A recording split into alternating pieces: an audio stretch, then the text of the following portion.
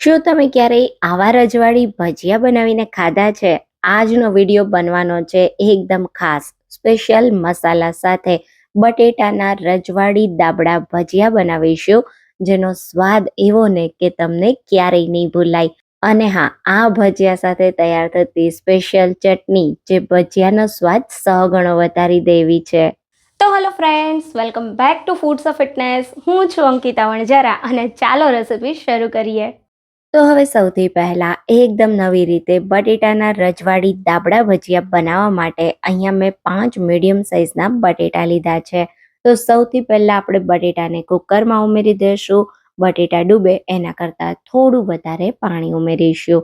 અને અહીંયા બટેટા બફાયા પછી બિલકુલ મોળા ના લાગે એના માટે 1 નાની ચમચી જેટલું મીઠું ઉમેરી દઈશું. અને કુકરનું ઢાંકણ બંધ કરી મીડિયમ ગેસની ફ્લેમ પર બટેટાને 80% જેવા બાફી લેશું. તો કુકરમાં 3 કે 4 વિસલ કરીશું એટલે બટેટા પૂરા નહીં બફાય, થોડા કાચા રહેશે, જે આપણા ભજીયા બનાવવા માટે એકદમ પરફેક્ટ છે. તો લગભગ અહીંયા 4 વિસલ થઈ પછી મેં ગેસ બંધ કરી દીધો અને કુકરને એની જાતે ઠંડુ થવા દીધું. હવે તમે જો બટેટા આપણા સરસ બફાઈ ગયા છે. અહીંયા આપણે બટેટાને બિલકુલ વધારે નથી બાફવાના, એ વાતનું ખાસ ધ્યાન રાખવાનું છે. તો બફાયેલા બટેટાને તરત જ પાણીમાંથી કાઢી લેશું અને થોડા ઠંડા થવા દેશું.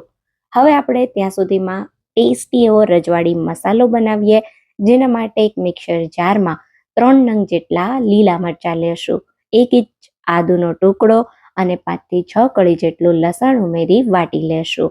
આદુ મરચાં લસણની પેસ્ટને કાઢી લેશું અને એ જ મિક્સર જારમાં 1 મોટી સાઇઝનું ટમેટું લેશું. બિલકુલ પાણી ઉમેર્યા વગર ટમેટાની પેસ્ટ બનાવી લેશું. હવે આજનો મસાલો બનાવવાના છીએ ચવાણા સાથે. મેં લીધું છે અહીંયા 1.5 કપ જેટલું ખાટું મીઠું ચવાણું, જે માર્કેટમાં તમને એકદમ આસાનીથી મળી જશે. તો ચવાણાને આપણે મિક્સરને ચાલુ બંધ કરી આ રીતનો અધકચરો ભૂકો કરી લેવાનો છે. હવે આ ચવાણાના ભૂકાને આપણે એક બાઉલમાં કાઢી લેશું અને એની અંદર તૈયાર કરેલી આદુ મરચાં લસણની પેસ્ટ ઉમેરીએ. સાથે 1 ટેબલ સ્પૂન સફેદ તલ ઉમેરીએ, 1 ટેબલ સ્પૂન કશ્મીરી લાલ મરચું પાવડર ઉમેરીએ, 1 ટેબલ સ્પૂન ધાણા જીરું પાવડર, 1 ચમચી જેટલો ગરમ મસાલો, અડધી ચમચી જેટલો હળદર પાવડર, 1/4 ટીસ્પૂન જેટલી હિંગ, અડધી ચમચી જેટલો સંચળ પાવડર અને 1 ચપટી જેટલું મીઠું ઉમેરીએ. સાથે 1 ટેબલ સ્પૂન ખાંડ અને 1 મોટી સાઇઝના લીંબુનો રસ ઉમેરીએ. અને હવે આ સ્ટેજ પર આપણે જે ટમેટાની પ્યોરી તૈયાર કરી છે એને ઉમેરી દઈશું અને બધી જ વસ્તુને સારી રીતે મિક્સ કરી લેશું.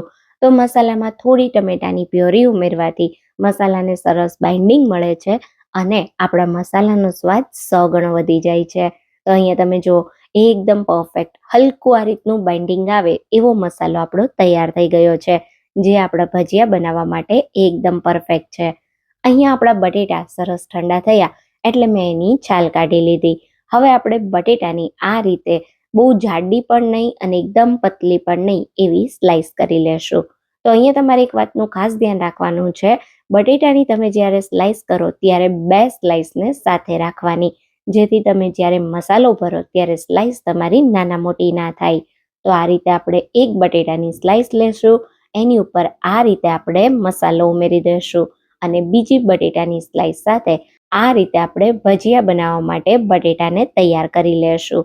આ ભજીયા એટલા સ્વાદિષ્ટ લાગે છે ને કે તમે મારા કહેવાથી એકવાર ટ્રાય કરજો. તો અહીંયા તમે જો મેં બધા જ બટેટાની સ્લાઇસ કરી અને આ રીતે વચ્ચે મસાલો ભરી દીધો છે. થોડી વાર બટેટાને સાઈડ પર રાખી દઈએ અને હવે ભજીયા બનાવવા માટેનું ખીરું તૈયાર કરીએ, જેના માટે અહીંયા મેં 2 કપ જેટલો ચણાનો લોટ લીધો છે. લોટને હંમેશા ચાળીને લેવાનો.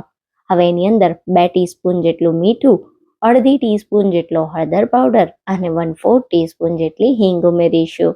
સારી રીતે હલકું બધું મિક્સ કરી થોડું થોડું કરી પાણી ઉમેરતા જશું અને બહુ ઘાટું પણ નહીં અને એકદમ પતલું પણ નહીં એવું ખીરું બનાવીશું.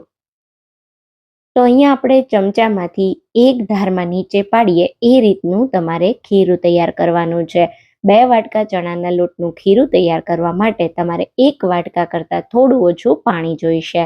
અહીંયા તમે જુઓ આ રીતનું એકદમ આપણે ખીરાને મીડિયમ ઘટ બનાવ્યું છે, જે આપણા ભજીયા બનાવવા માટે એકદમ પરફેક્ટ છે.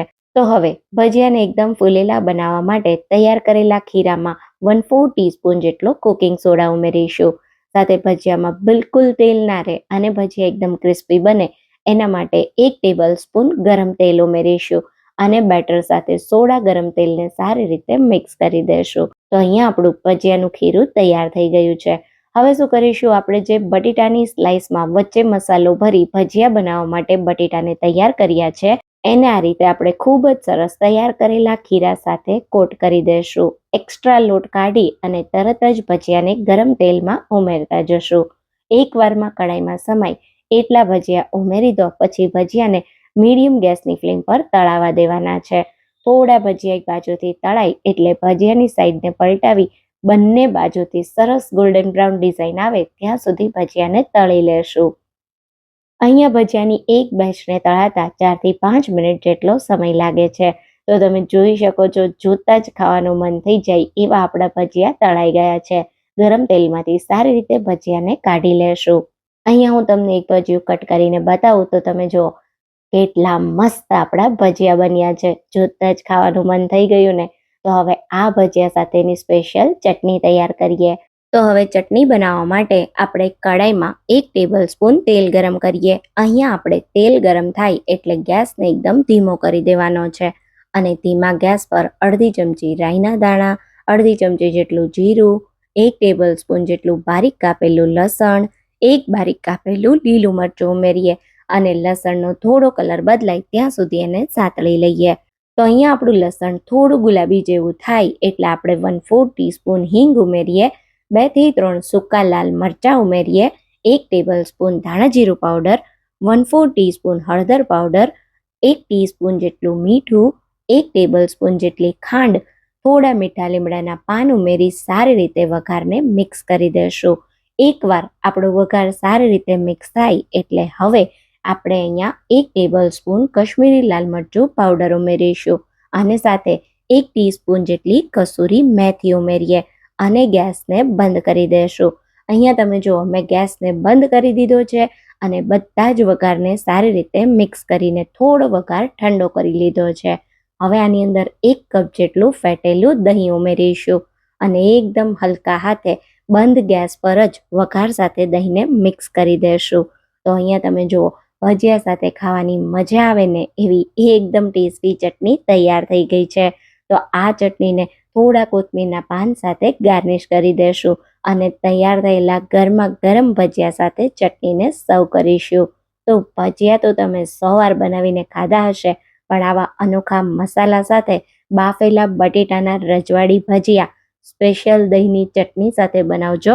ખાવાની એટલી મજા આવશે ને કે તમે આ ભજીયા તો વારંવાર બનાવશો.